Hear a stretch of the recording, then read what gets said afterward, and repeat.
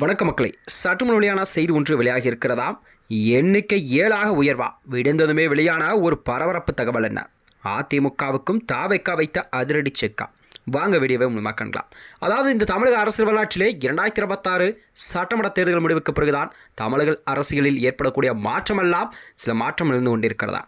அந்த வகையில்தான் அதாவது உட்கட்சி விவகாரம் பிளவு என்பது அனைத்து கட்சியும் நடக்கக்கூடிய ஒரு யதார்த்தமான உண்மையாக பார்க்கப்பட்டு வருகிறது. இதனைத் தொடர்ந்துதான் அதிமுகவில் பிளவு மற்றும் உட்கட்சி விவகாரம் நாளுக்கு நாள் தீவிரமடைந்திருக்கிறதா. அந்த வகையில்தான் அதாவது அதிமுகவின் முன்னாள் அமைச்சர் மற்றும் கரூர் தொகுதியின் அதிமுக சட்டமன்ற உறுப்பினராக இருந்து வந்த எம்.ஆர். விஜயபாஸ்கர் அவர்கள் தமது எம்எல்ஏ பதவி ராஜினாமா நேற்று செய்திருக்கிறார். அதாவது அவர் அளித்த அந்த ராஜினாமா கடிதத்தை சட்டப்பேரவை சபாநாயகரை ஏற்றுக்கொண்டதை தொடர்ந்துதான் கரூர் சட்டமன்ற தொகுதி காலியாக உள்ளதாக சட்டப்பேரவை செயலகம் அதிகாரப்பூர்வ அறிவிப்பு ஒன்றை வெளியிட்டிருக்கிறது. இதனால்தான் கரூரில் கூட கண்டிப்பாக இடைத்தேர்தல் என்பது கூடிய விரைவில் நடைபெறும் என்பதை தேர்தல் ஆணையம் அறிவித்திருக்கிறதா. அதாவது விதிகளின்படி ஒரு சட்டமன்ற தொகுதி காலியானால் கண்டிப்பாக அந்த சட்டமன்ற தேர்தலில் இடைத்தேர்தல் என்பது 6 மாதங்களுக்குள் அந்த தொகுதிக்குள் இடைத்தேர்தல் கண்டிப்பாக நடத்தப்பட வேண்டும். இதற்கு முன்பு தமிழ்நாட்டில் அதாவது 6 சட்டமன்ற தொகுதிகள் காலியாக இருந்த நிலையில் எம்.ஆர். விஜயபாஸ்கரின் ராஜினாமாவை தொடர்ந்து காலியாக உள்ள தொகுதிகளின் எண்ணிக்கை தமிழகத்தில் 7ஆக உயரப்பட்டிருக்கிறதா. அதாவது இந்த 7 சட்டமன்ற தொகுதிகளில் இடைத்தேர்தல் என்பது கண்டிப்பாக கூடிய விரைவில் நடைபெறும் என்பதை தேர்தல் ஆணையம் அறிவித்திருக்கிறது.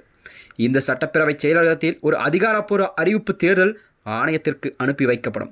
இதையடுத்து காலியாக உள்ள அந்த 7 சட்டமன்ற தொகுதிகளான இடைத்தேர்தல் என்பது தேதியை அறிவிக்கும் நடவடிக்கை தேர்தல் ஆணையம் விரைவில் தொடங்கும் என்று எதிர்பார்க்கப்படுகிறதா. அதாவது முன்னாள் போக்குவரத்துறை அமைச்சர் கரூர் எம்.ஆர். விஜயபாஸ்கர் அவர்கள் அதிமுகவிலிருந்து விலகுவதாக தகவல் தான் வெளியாகி இருக்கிறது. இதனைத் தொடர்ந்துதான் அதாவது அதிமுக தொண்டர்களிடையே பெரும் அதிர்ச்சி அளிக்கக்கூடிய செய்தியாகத்தான் இதை பார்க்கப்படுகிறதா. அதாவது தனது சட்டமன்ற உறுப்பினர் பதவியையும் ராஜினாமா செய்ய உள்ளதாக கூறப்பட்டது.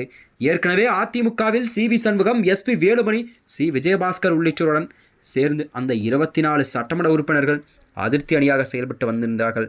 அதாவது எடப்பாடி கே. பழனிசாமியின் செயல்பாடுகள் திருப்திகரமாக இல்லை என்று தமிழக வெற்றிக் கழகத்துடன் கூட்டணி அமைக்க வேண்டும் என்ற எண்ணம், தேர்தல் தோல்விக்கான காரணங்கள் குறித்து பொதுக்குழுவை கூட்டி விவாதிக்க வேண்டும் என்று அவர்கள் வலியுறுத்தியிருக்கிறார்கள். அதாவது தமிழகத்திலே அதிமுக தோல்விக்கு யார் காரணம், அதிமுக கட்சி தோல்வியடைக்கு என்னவெல்லாம் காரணம் என்று கண்டிப்பாக பொதுக்குழுவை கூட்டி முடிவெடுக்க வேண்டும் என்று எடப்பாடிக்கு அதிமுக தொண்டர்கள் கோரிக்கை விடுத்திருக்கிறார்கள். இந்த அணியில்தான் முக்கிய உறுப்பினரான எம்.ஆர். விஜயபாஸ்கரும் இருந்தார். எடப்பாடி கே. பழனிசாமிக்கு எதிராக நிலைப்பாட்டை எடுத்திருந்தால் அவரிடம் இருந்த கட்சி பொறுப்புகள் பறிக்கப்பட்டிருக்கிறது. இந்த கரூர் மாவட்ட செயலாக இருந்தவர் அவரிடமிருந்து அந்த பொறுப்பு நீக்கப்பட்டிருக்கிறது. அது வேறொருவருடன் கண்டிப்பாக கரூரில் கூடிய விரைவில் மாவட்ட செயலர்கள் புது மாவட்ட அறிவிப்பு வெளியாகும் என அதிமுக தொண்டர்களும் எதிர்பார்க்கப்படுகிறதா. இந்நிலையில்தான் அதாவது இவ்வாறு தொடர்ந்து அதிமுகவிலிருந்து ஒவ்வொரு முன்னாள் சட்டமன்ற உறுப்பினர்கள் மற்றும் இந்த 2026 சட்டமன்ற தேர்தலில் வெற்றி பெற்ற சட்டமன்ற உறுப்பினர்கள் அனைவரும் கட்சி தாவலில் ஈடுபடும் என்பது தமிழக அரசு வரலாற்றிலே ஒரு புதிய பரபரப்பை கிளப்பியிருக்கிறதா. மேலும் இது போன்ற வீடியோக்களை தெரிந்து கொள்ள நமது சேனலை மறக்காமல் சப்ஸ்கிரைப் செய்து கொள்ளும். நன்றி, வணக்கம்.